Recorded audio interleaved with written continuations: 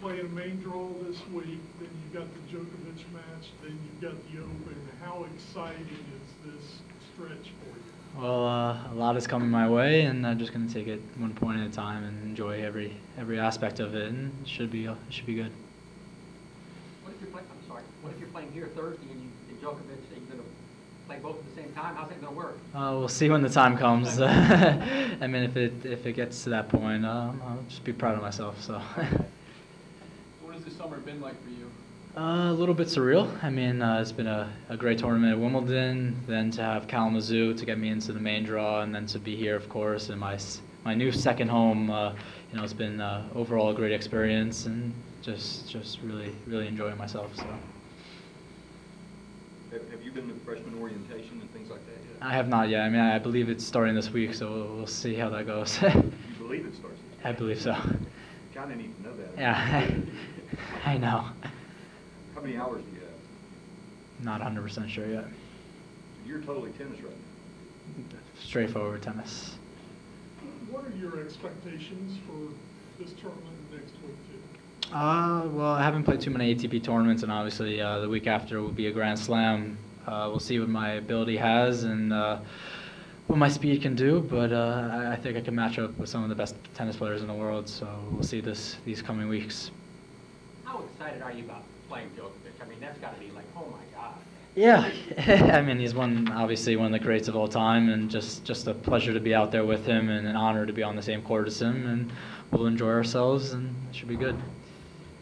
So what has John McEnroe told you about playing Djokovic? How to get his head or anything? He hasn't given me any specific instructions, but he'll be there, and it'll be great just to have a couple other guys, Edward Norton, all these guys be there, so it should be good. How did that match get set up? It's a benefit. It's for the JMTA. It's just getting a lot of people out there, and I'm not sure how we got all these great celebrities out there, but it should be good. But was it a situation, though, where they came up to you or your parents or whomever and said, we'd like to set up this match with Djokovic? Well, I mean, I play at the JMTA, so I'm there. I work with John, so I mean, to be with Djokovic, I'm not going to say no to that. It's a great honor, so. Well, that's kind of my question. Was there ever an opportunity for you to say, no, I better sit this one out? Probably not. I mean, I'm not going to say no anyway. Sure. So it just so happened that it was a great opportunity for me, so I took it. How long did you go to the John McEnroe Tennis Academy? I mean, you've got to live there, didn't you? Yeah, I mean, I've been at Sport Time, which is the clubs it was before John McEnroe's. I've been there for about, I want to say, 10 years, and then it's been 4 or 5 years since the John McEnroe came in and took over. So you weren't saying no. I was not saying no.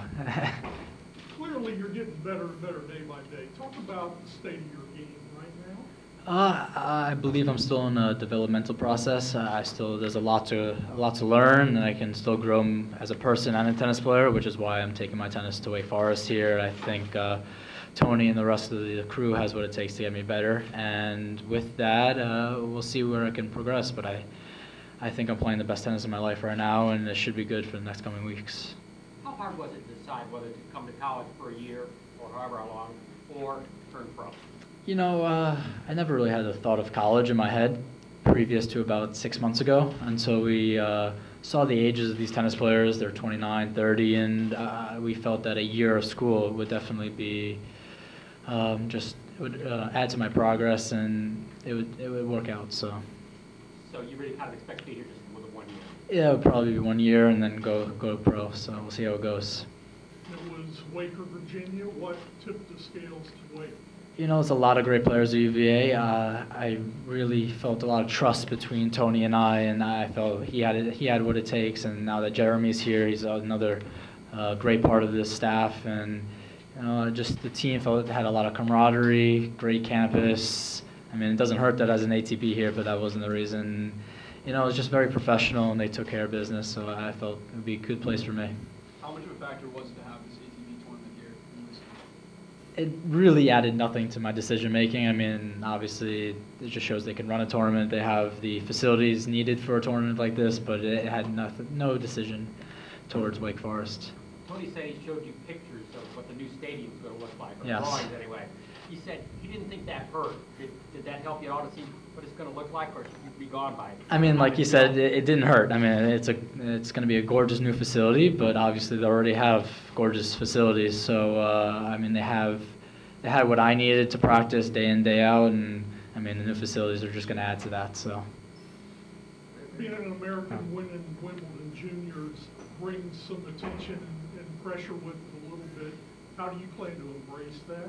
you know, I was a little under the radar before that, I would say, and it adds a little spotlight. Obviously, some wild cards come with that, but besides that, just more support, and it's always great to have, and especially towards American tennis, since we're a little desperate at the moment, but so we'll see what we can do. Yeah, I'm wondering about your teammates here at Wake Forest. You're saying you're probably going to be gone in a year. These guys a lot of them are going to be here for 4 years. How Right. do you handle that? You know, I'm going to do whatever it takes to get this team better for a year, and hopefully that will add to bringing more recruits later on. And we're going to build as a team and grow as a team, and then after a year, that's it. But I'll always keep in touch with them and always be there for them, but I'm going to do what's best for me.